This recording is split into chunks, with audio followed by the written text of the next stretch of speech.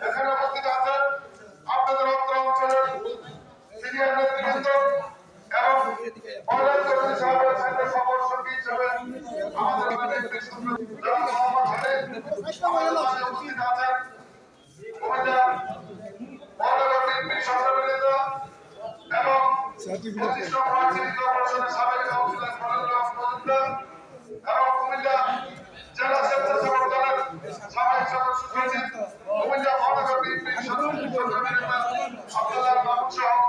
উপস্থিত সংগ্রামী নেতৃবৃন্দ, এ পর্যায়ে আপনাদের এই আন্দোলন থেকে আপনাদের সাথে যোগাযোগ করে তিনি এখানে উপস্থিত আছেন